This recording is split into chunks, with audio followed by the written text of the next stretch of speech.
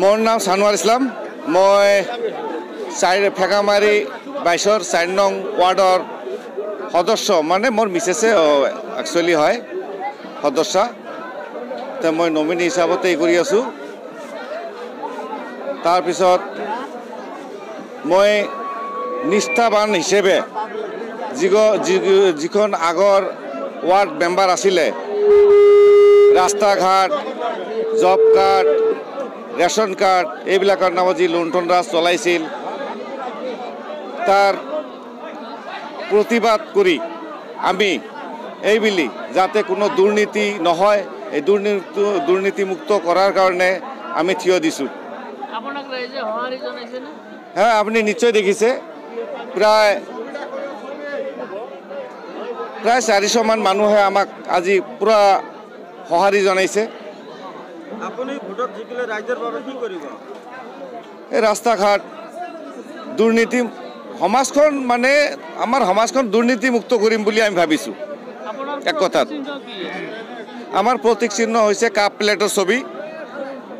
ৰাইজক কি আহ্বান জনাব?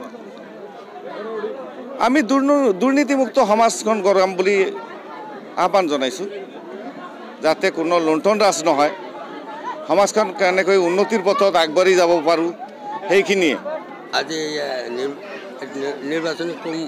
নিৰ্বাচনী সভাত আমাৰ যিখন কেণ্ডিডেট আছে, সেইখন কেণ্ডিডেটক আমি ৰাইজে বাছি লৈছোঁ, যাতে আমাৰ এই সমাজত বিশেষকৈ দুৰ্নীতি নহয়, ৰাস্তা ঘাটৰ কাম আৰু দুখীয়া মানুহৰ যাতে সহায় পায়, তাৰ কাৰণে আমি এই যেহেতু অহা মাহৰ 7 তাৰিখত নিৰ্বাচন, পঞ্চায়ত ইলেকশ্যন, সানোয়াৰ হুছেইন হ'ল নমিনি আৰু কেণ্ডিডেট হ'ল মাছুমা বেগম। কাপ প্লেটৰ ছবি। আপোনালোকে মিডিয়া নিৰপেক্ষভাৱে আপোনালোকে চাইছে যে ইয়াতে কিমান মানুহৰ সমাগম, আৰু এজন দক্ষ কেণ্ডিডেট বিনা স্বাৰ্থই কাৰো পৰা 1 টকা নলোৱাকৈ আজি 15 পৰা 20 বছৰ ৰাইজৰ সেৱা কৰি আহিছে।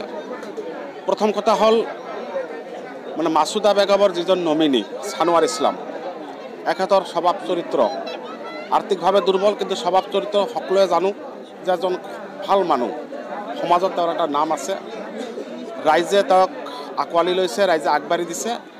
আৰু অহা মাহৰ যিহেতু 7 তাৰিখত ইলেকশ্যন, 11 তাৰিখত আপোনাৰ কি কাউণ্টিং হ'ব আৰু বিপুল ভোটত জয়যুক্ত হ'ব। আমি প্ৰথমে কৈছোঁ যে আপোনালোকে মিডিয়া নিৰপেক্ষভাৱে আপোনালোকে নিজেও চাইছে, ইয়াতে more than 2000, নিয়াৰেষ্ট 2000 ভোটাৰ আছে। মিনিমাম প্ৰায় আপোনাৰ 900 পৰা 1000 ভোট সানোয়াৰ ইছলামে লাভ কৰিব আৰু বিপুল ভোটত জয়যুক্ত হ'ব।